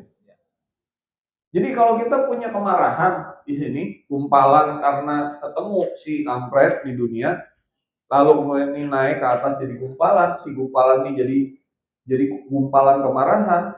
Gumpalan kemarahan adalah energi yang rendah yang stuck di dalam langit kita, itu harus kita lepas dan digantikan dengan cahaya dan kasih di dalam sistem ars kita sendiri. Makanya ada orang yang bisa melakukan ini dengan sangat gampang, ada yang susah banget. Ya orang cuma segini gimana mau daur ulangnya nih? Tuh. Gimana? Tapi kalau udah segini, makin segini, ya kayak saya suka bilang, ini kopi ditaruh di ember, masih kelihatan hitamnya nggak? Lagi kalau ditaruhnya di botol. Begitu saya taruh di bak mandi, masih kelihatan hitam nggak? Kalau saya taruh di kolam renang, kalau saya taruh cemplungin di laut nih, caranya apa? Botolnya harus hilang dulu kan, gitu. Jadi ini semua ini kalau dilepas di di mana? Di ars kita yang makin luas tanpa batas, ya tergantung wadahnya gitu. Ngerti maksudnya? Jadi proses pengampunan, pemaafan, pendaur ulang tiap tiap orang beda-beda nggak jadinya? Beda-beda. Gitu. Energinya beda-beda. Nanya? Oke. Jangan nanya yang ini ya. Yes. Batalin wudhu. Pertanyaan simpel, kedengaran. Ya, Kedengaran. Ada beda nggak aura dengan ars ya? Apa ada konektivitas keduanya? Itu aja mungkin. Makasih, Mas Sony. ya makanya gue baru ngomong auranya kasih. Aura kasih. Iya. Aura kasih. Nyambung Mas. Kalau aura kasih bukan arsnya yang besar kan, tapi Apanya Mas? kemauannya. Tekad sih. Nggak bener banget. Jadi aura itu warna kan. Nah, bagaimana mengukur energi? Bagaimana mengukur? Jadi energi itu sesuatu yang bisa diukur loh. Nanti aku juga di Med 4.0 ini lagi mau beli alat untuk ukur energi. Ada alat ya sekarang, jadi ditaruh di jari. Udah tahu ya? Jari ada tuh alatnya, nggak mahal tuh. Jadi orang bisa diukur energinya gitu. Ya meskipun tuh energi yang sangat terbatas, bukan yang ini. Tapi ada. Nah jadi bisa jadi warna juga, bisa jadi suara juga, bisa jadi wujudnya bisa macam-macam gitu. Makanya ada orang bisa melihat aura, bisa melihat energi orangnya begini begitu, ya memang bisa diukur. Cuman masalahnya nggak gampang ngukur kayak gitu sih, memang nggak gampang. Dan kadang-kadang kita karena nggak boleh judging, jadi kadang-kadang kita juga nggak tahu tuh lebih enak sih. Gitu. Kalau kita tahu semuanya, oh kita jadi judging banget semua. Yang dialirkan aja makanya. Oh ini dialirkan, oh kayaknya gini. Kalau nggak pas kalau nggak pusing juga kan, bisa ngelihat orang gini semua, wah semua kelihatan nggak enak kan. Tapi kalau ada orang datang dan pas butuh ya dialirkan. Kalau enggak ya enggak gitu. Mendingan gitulah gitu. Nah, oke. Kita itu hidup the ultimate experience yang Tuhan mau mengalami di semesta ini adalah kasih, bukan serba tahu gitu. Jadi kalau arahnya pengen serba tahu tuh salah. Serba bisa salah. Arahnya itu kasih gitu. Jadi belum tentu orang yang serba tahu, anakku pintar juga tuh kemarin. Belum tentu ya orang-orang yang namanya ustadz gini itu bisa sadar. Karena yang diukur bukan itunya tapi kasihnya. Wah, gila gue langsung. Wah, bener banget. Anak gue ngomong gitu kemarin, wah. Jadi belum tentu nih, ya belum tentu emang. Karena diukur kasih kok. Belum tentu misalnya nih, seseorang, misalnya kayak saya nih ngerti ayatnya ini loh, ini itu. Enggak, bukan itu yang diukur. Seberapa dia kasih. Seberapa dia bisa memperlakukan orang lain. Seberapa dia bisa ini. Nah itu tuh gitu. Ujung-ujungnya begitu, bukan pengetahuan. Jadi untuk tahu aura segala macam, ya buat apa juga gitu. Gitu sih. Tapi ada alatnya juga ada. Suara ya, suara juga bisa. Makanya, ya siapa tuh? Siapa tadi? Namanya siapa? Namanya saya. Siang Mas Sony, nama saya Mita. Kita udah berapa kali ikut ini? Sekali. Kamu dengerin ini bisa nyambung nggak? Saya sering dengerin Tiga Fakir sih di Oke. mobil. Soalnya kalau baru sekali, takutnya gap apa? Iya. Jet Saya lag. saya mau nanya aja. Tadi kan kita banyak Rapid. ngomongin tentang energi kasih ya. Mm-mm. Nah sebenarnya kasih ini sesuatu yang bisa kita latih atau kita memang kayak harus ngalamin dulu dari bawah sampai nanti kita bisa dapat the ultimate experience itu. Gitu sih. Thank you. Oke, nih. Ini paradoks ya. Coba kamu santai aja sekarang. Nggak usah pengen tahu apa di titik tengah. Ya semuanya juga ya.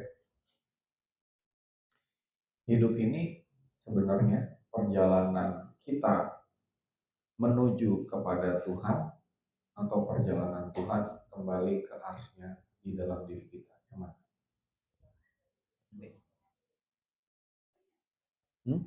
Ulang ya. Hidup ini, perjalanannya kamu menuju kepada Tuhan, atau perjalanannya Tuhan bikin alam semesta semua, ada roh, ada ini, semua nih, akhirnya Tuhan bisa pulang ke rumahnya sendiri. Yang mana?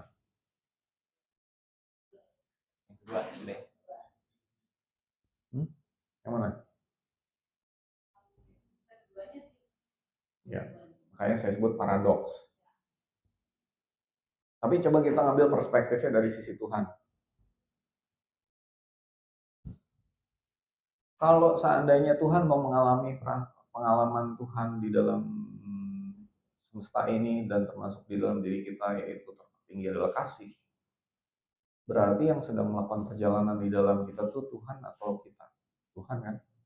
Kalau Tuhan yang sedang mengalami itu semua, berarti harusnya setiap pengalaman yang kita alami di dalam hidup ini adalah aliran pengalaman kehendak, sifat, dan kecerdasan langsung dari Tuhan untuk kita alamin, bukan sebaliknya.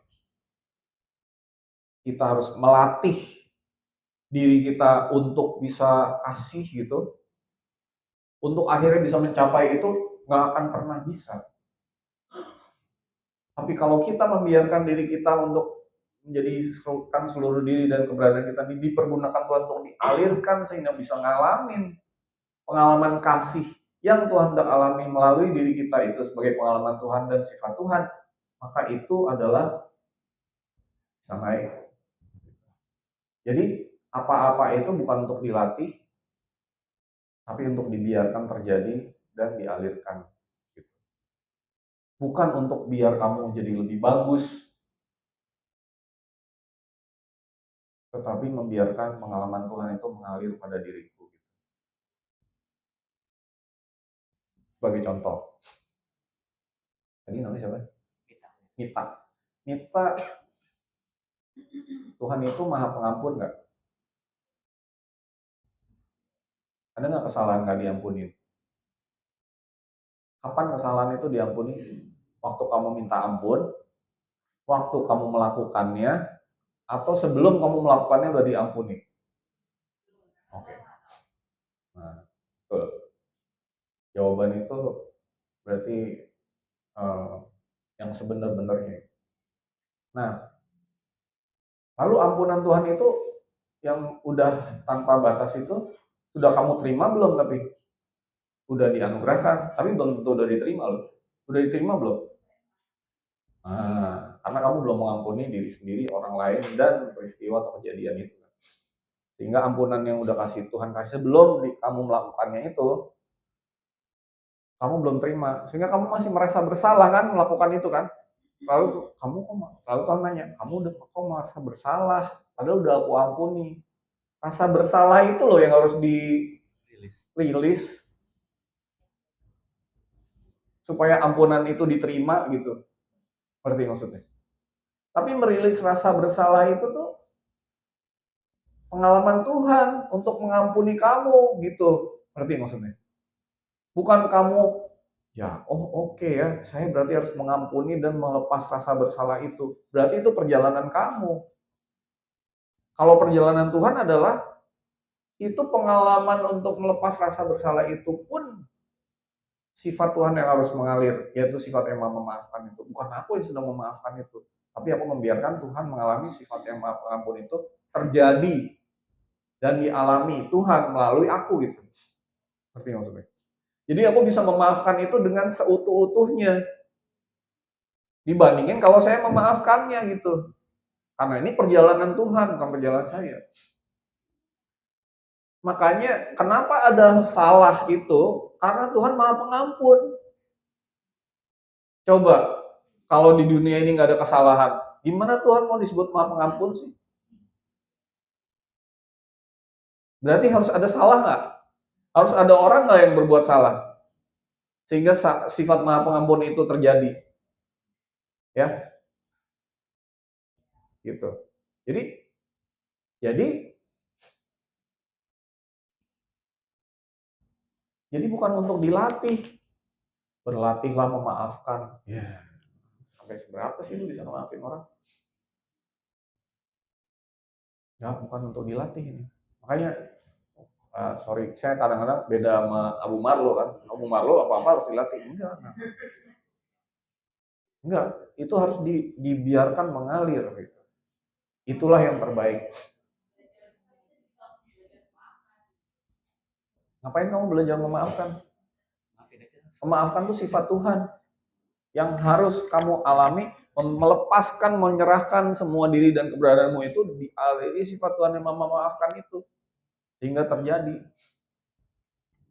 Jadi Tuhanlah yang mengalami gitu. Itu tapi kalau ini kan bukan buat semua. Iya. Tapi kalau aku ngomong apa adanya aja, mau diterima syukur, nggak syukur gitu. Itu bukan masalah gue, lo nggak bisa terima gitu. Gue belum bisa mas terima kayak gitu, ya itu bukan urusan gue, itu urusan lu sendiri gitu. Tapi hakikatnya begitu gitu.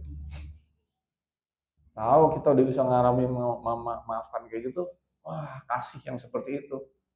Jadi waktu memberi orang tuh kasih Tuhan yang ngalir gitu. Wah itu terjadi tuh. Semua yang Tuhan kehendaki terjadi. Nah tapi kan kita membatasi itu lewat pikiran kita. Kayaknya konsep ini gak bisa gue terima nih sama pikiran gue. Ya pikiran lo yang harus lo lepas gitu. Sorry ya. Gitu, kira-kira.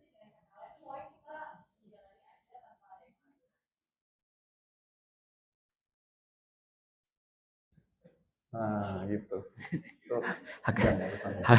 Agak panjang nih lesnya. Iya. Berapa sih? Masih ada dikit lagi. Oh sudah lewat jam 12. Oh, apa tapi 12 sudah. Apa sedikit lagi mas? Nanggung nanti gantung nih. Jadi kuncinya untuk bisa dialirkan itu adalah terhubung gitu. Terhubung itu bahasa Arabnya sholat. Sholat itu jamaahnya sholawat. Innallaha wa kalau di sholat Jumat kan gitu kan. Aduh itu kalau gue dengerin itu udah kayak kaset rusak diulang-ulang mulu tapi nggak ngerti-ngerti. Innallaha wa malaikatahu yusholluna 'alan nabi ya ayyuhalladzina amanu shollu alaihi wasallimu taslima. Sesungguhnya Allah dan malaikat bersolawat kepada Nabi. Hai orang-orang yang denger ini, bersolawatlah kamu supaya kamu mendapatkan kesejahteraan. Salam. Solawat itu bahasa jamak dari sholat, artinya connect. Jadi Allah dan malaikat terhubung sama Nabi di frekuensi tertentu kan. Kalau terhubung kan ada frekuensinya. Kan energi itu, we are a vibrating energy that works on a certain frequency. Kita itu adalah energi yang selalu tervibrasi dan bekerja di frekuensi yang tertentu. Nggak di semuanya. Makanya nih, kalau mau terhubung Nabi, ini Allah lagi ngomong gini, Nabi itu dulu bisa begitu karena dia terhubung dengan Tuhan di satu frekuensi. Orang-orang yang dengar, kamu terhubung dong di frekuensi ini supaya kamu bisa seperti ini gitu loh. Bukan doain Nabi, lu siapa? Doain Nabi. Nah, jadi untuk bisa dialirkan Nabi itu dulu dialirin sama Tuhan karena dia ada di frekuensi ini. Nah, kamu bisa nggak kayak gitu supaya kamu dialirkan juga? Makanya harus sholat. Sholawat, karena ini jamak jadi sholawat. Sholat itu harus di titik frekuensi tertentu, namanya wusto. Wusto itu di titik tengah. Gitu. Ini udah boleh dihapus nggak? Dikit aja boleh. Hah? Hah? Foto. Dulu foto. Ini rajin kumpulin fotonya. Yang foto mas. Hah? Iya. Kan udah diposting kan? Oh di Ini rajin ngumpulin foto dari 1 sampai berapa ada semua fotonya mas. Oh gitu? Iya. Oh iya. Ada semua fotonya.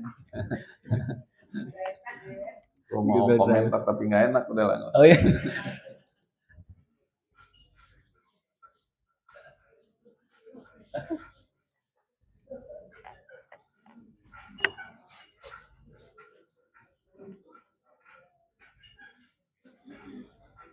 Jadi ini ya, nih, ini yang tadi saya cerita gap. Oh ini boleh juga nih, bener nih, pas ada pertanyaan itu. Ini ada waktu ya, waktu time. Kalau ini time, kalau ini future, ini past. Titik tengahnya namanya apa? Present. Atau present sama now tuh rada beda sih. Kalau ini misalnya there, ini there. Ini tengahnya apa namanya? Here. Pinter. Kalau ini misalnya lebih, ini kurang, ini apa? Cukup, pinter. Kalau ini misalnya mau, ini tidak mau, ini apa? Bersedia. Kalau ini misalnya ini melakukan, ini tidak melakukan. Ini apa?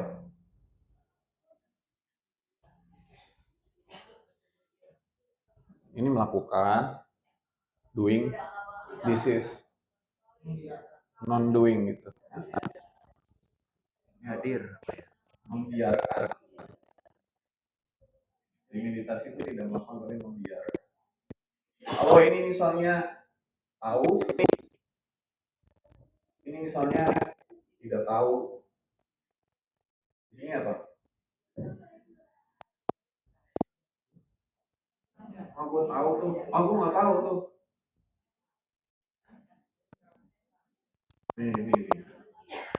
Ini handphone nih. Dia ditanya apa aja tahu nggak? Tapi di sini ada apa? Datanya di mana? Di luar, nggak tahu di mana kan? Jadi ini handphone apa nih? Alat, jadi kayak dialirkan aja gitu. Alir. Kalau ini tahan, ini dorong. Ini apa? Pas.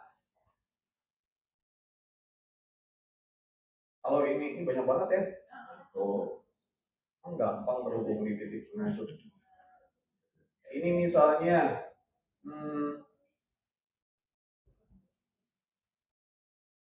apa lagi? Ini misalnya fokus, betul.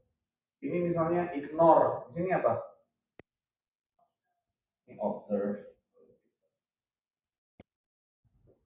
Ini misalnya, nah ini observe ini bahasa Arabnya menyaksikan.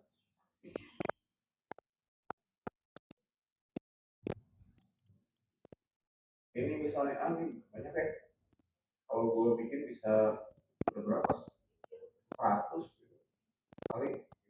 Nah tapi kan nggak perlu pusing-pusing 100 dong. Kan kita disuruh Tuhan kan bukan untuk tahu, tapi untuk sadar. Jadi kalau udah gitu, untuk bisa dialiri lagi, salawat harus di ini nih. Kalau besok khawatir, kalau orang khawatir bisa nggak di sini? Nggak bisa. Kalau orang regretting, oh nyesel gitu, nggak bisa kan? Nah gitu. Jadi gimana cara ini? Ya, harus bisa tahu dulu arahnya. Nah, di sini saat ini bersedia, lepas, Kalau ini misalnya merengut, di sini misalnya ketawa cekakakan gitu, di sini senyum gitu. Senyumin aja lagi gitu. Nah gitu. Jadi ini nanti ini aja dulu nih, misalnya tuh tenang, lepas. Nah itu bisa terhubung dan tadi belajar tentang kasih, memaafkan, semua itu harus Innallaha wa malaikatahu yusholluna 'alan nabi ya ayyuhalladzina amanu shollu di satu frekuensi gitu. Baru bisa dialirkan semua gitu. Terjadi. Gitu. Jadi bukan untuk dilatih tetapi untuk dapat gue dapat nih gitu. Gitu. Kalau dilatih mau sampai kapan lu berlatih? Dan cenderungannya kalau melatih sesuatu, lu pengen apa? Bisa. Padahal ini arahnya bisa apa enggak? Nggak bisa apa-apa kan? Ini kan arahnya nggak bisa apa-apa. Non-doing. Nggak melakukan apa-apa. Kalau lu berlatih, kecenderungannya lu pengen apa? Bisa. Bisa dan terlatih. Dan bagus. Gue pengen bagus meditasi pengen bagus, salah.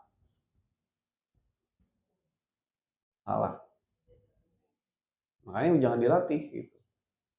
Dialami, dilepas. Tuhan nggak judging loh. Meditasi lu bagus nih kayak Tuhan nggak gitu, enggak.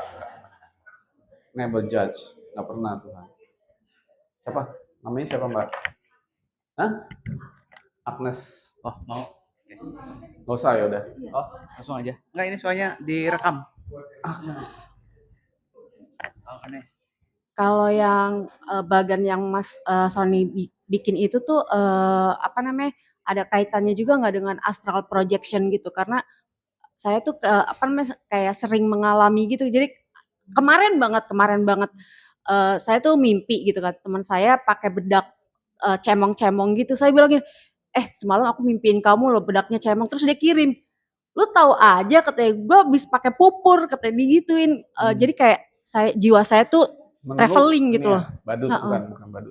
Enggak, pakai pupur karena di sana kan panas gitu. Pupur. Kan di pohon-pohon ada badut ulang tahun kan? Badut ulang tahun. Ya. Ada di pohon nih, ada badut ulang tahun. Hubungi 081 berapa. Gua telepon aja kan. Halo, badut. Selamat ulang tahun ya. Nah, sangat. Dia bingung gitu. Badut ulang tahun, ulang tahun. Jadi kalau yang namanya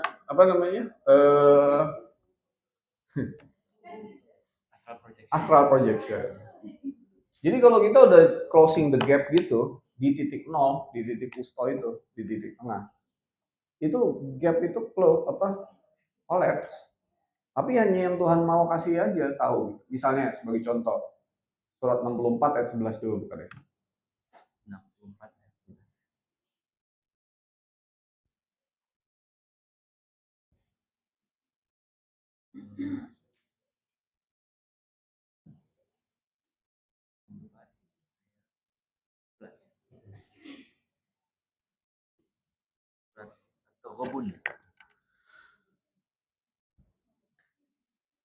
Tidak ada suatu musibah pun yang menimpa seseorang kecuali dengan izin Allah.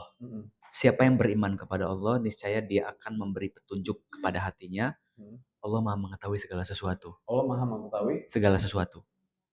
Allah memberi petunjuk pada hati kan? Iya. Bencana menimpa kamu itu atas kehendak Tuhan. Jadi kalau ada bencana yang tidak harus kita alamin, Allah Maha mengetahui, memberitahu ke hati nggak? Jadi padahal bencana itu kan belum terjadi. Gitu. Jadi bisa, jadi gap itu collapse. Gitu.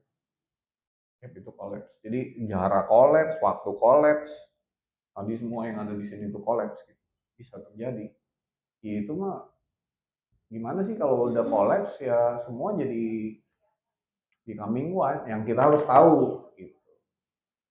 Kayak misalnya gini, ini jangan kita. Ada percobaan di Rusia tikus tuh ibunya sama anaknya dipisahin jarak.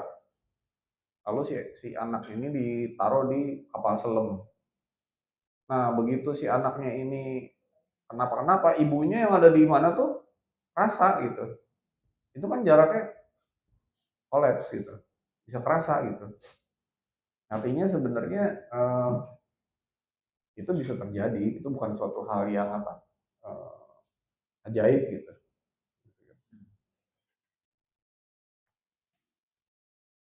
Udah cukup? Kayaknya Sudah cukup ya? Cukup lah. Ya, cukup ya? Ria, cukup nggak? Yang mau nulis buku sudah cukup belum? Ada yang mau nanya lagi? Nggak? Ada yang mau apa? Ya boleh. Oh, boleh. Tadi nyambung dari Mbak Gita kali ya tadi. Jadi pikiran kita yang mestinya selayaknya harus selalu dominan adalah pikiran dari yang tertinggi gitu. Kan tadi Mas Sony bilang jangan Belum dibunuh. tentu. Oh, belum tentu. Tergantung. Kalau tadi mau pakai baju apa?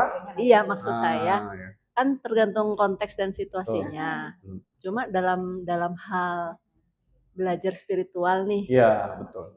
kan kita pengen dong selalu diingatkan ke Tuhan lagi, diingatkan lagi. Jadi bener nggak kalau dugaan saya itu, oh berarti yang harus selalu aktif yang ini gitu. Ya Yang semuanya harus aktif, semuanya. semuanya. Cuma kan gini,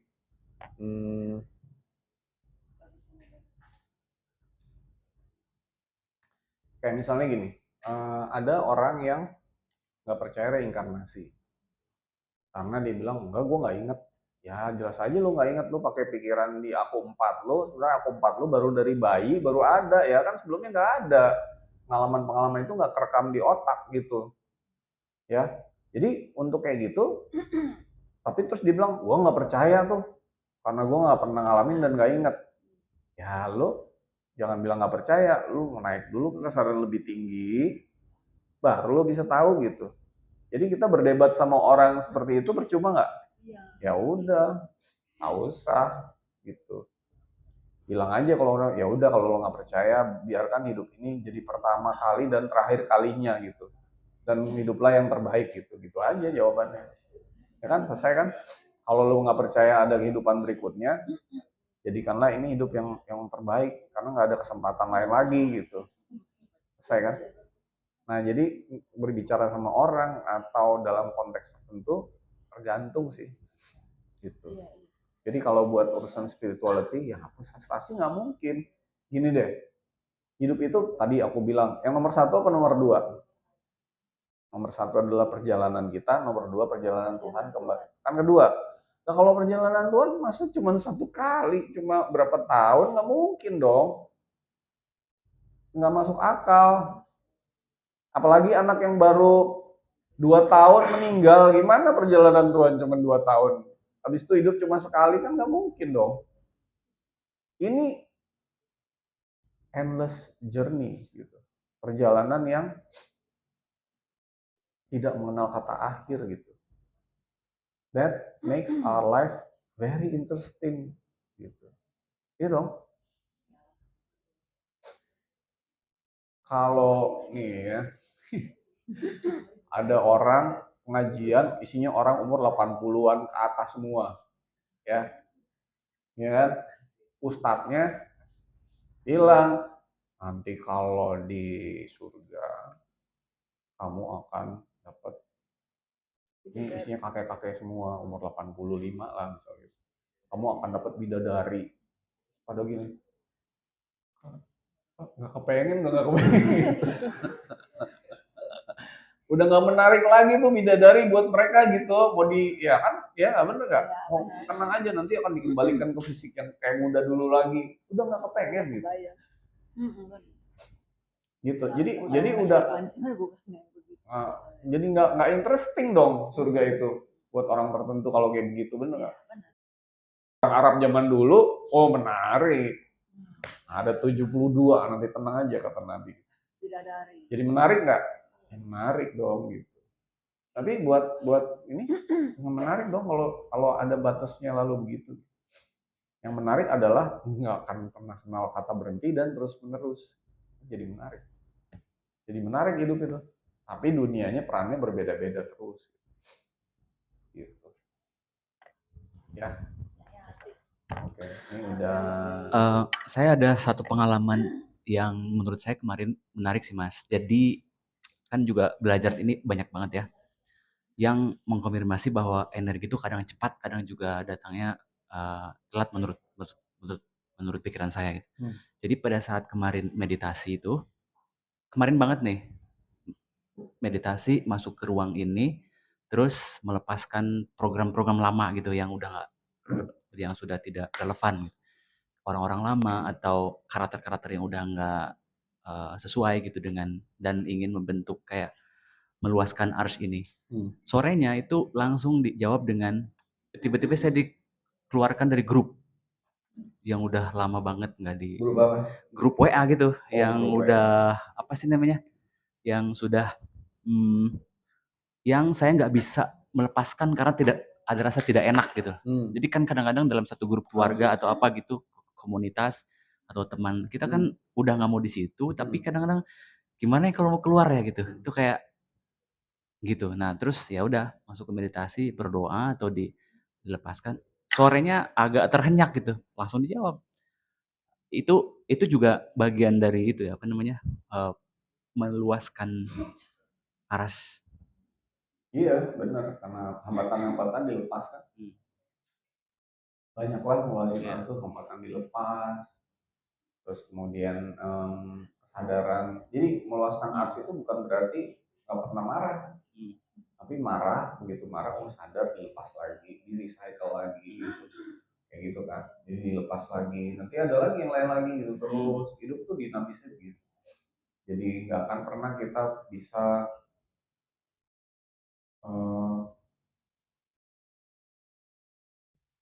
apa namanya steril dari semua kayak gitu dapat WA grup yang kayak begitu gitu.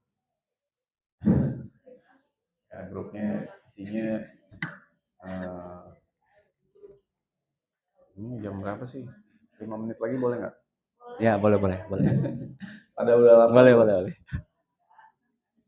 Kalau dibilang kata-kata jihad fi sabilillah, apa yang kebayang? Perang. Atau julid fi sabilillah. Jihad fi sabilillah itu bersungguh-sungguh, fi itu di dalam, sabil itu artinya apa? Jalan. Tapi jalan ada 7 kan? Iya. Kenapa enggak jihad fi sirotillah gitu? Sirot juga jalan kan?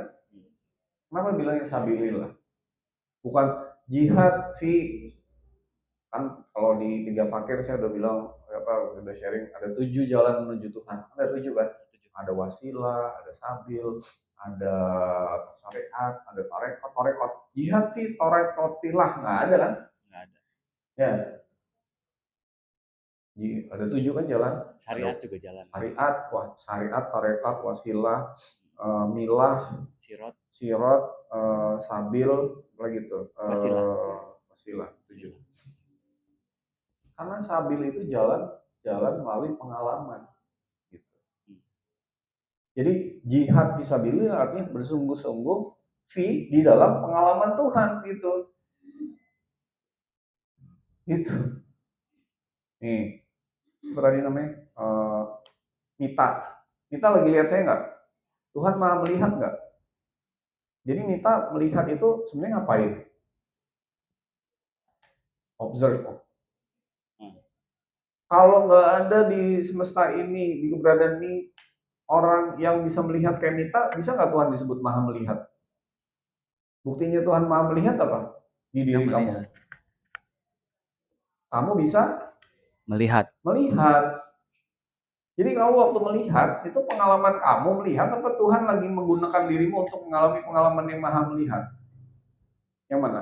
Yang kedua, berarti kalau kamu sekarang melihatnya dengan benar-benar membiarkan pengalaman Tuhan yang maha melihat itu dialami di dalam diri kita untuk mengalami pengalaman itu sedang jihad fi sabilillah.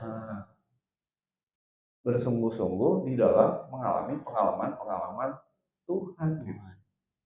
Tiap hari. Jadi hari ini bangun pagi, pengalaman Tuhan apa yang aku mau alami hari ini? Jadi jihad fisabilillah tuh simple, tapi nggak simple juga. Tuhan maha hidup nggak? Kamu lagi ngapain sekarang? Hidup. Nafas. Jadi bukti Tuhan Maha Hidup, kamu lagi ngapain? Nafas. Jadi waktu nafas tuh ngalamin sifat Tuhan yang apa? Maha Hidup. Sungguh-sungguh kita ngalaminnya. Wah, ini Tuhan Maha Hidup. Enak gak ngalamin gitu? Tuhan mah berkata-kata nggak? Waktu berkata-kata sebenarnya siapa yang lagi bicara? Selama ini kan bukan Tuhan yang mengalami. Kamu aja ngomong sendiri. Benar nggak? Jadi hidup menarik nggak kalau jihad fisabilillah? Sangat menarik. Gitu. Ya, jadi waktu Abi dikeluarin dari WA apa itu sedang jihad fisabilillah. Tuhan yang maha melepaskan, membebaskan. Ada nggak sifat Tuhan maha membebaskan? Membebaskan kamu dari grup WA yang orang nggak jelas itu kan gitu. Enggak. Tuhan maha menghidupkan, pasti maha mematikan juga nggak? Nanti kalau kita mati, kita ngapain? Ngalamin sifat Tuhan yang maha mematikan itu. Nah, lagi mematikan kita gitu. Kan gitu. Jihad fisabilillah nggak? Bisa jadi bisa setiap saat nggak? Iya, gitu. Ya. Ya, ada satu ciri yang dialami itu ketika sampai di level-level yang tadi Mas Sony bilang, tidak ada goncangan yang terjadi kan di dalam jiwa kitanya. Begitu itu satu kejadian terjadi, kita kan bisa observe yang dirasakan. Nah, pada saat itu terjadi, kok aman ya, kok tenang ya, kok tidak ada, itu kan jadi kayak semacam, wah berarti ini udah on the right track gitu. Aku satu, aku 4, aku 3, aku 2, aku satunya. Dan di situ malah jadi kayak, ya sudah, ini memang yang diharapkan dari sisi itunya. Iya. Jadi kayak dibantu dengan kesadaran ini kan. Betul. Gitu. Dan untuk semua hal itu ternyata. Untuk semua hal. Menarik. Oke. Thank you semua. Makasih banyak, tepuk tangan. Mau pakai foto lah ya. Nggak usah.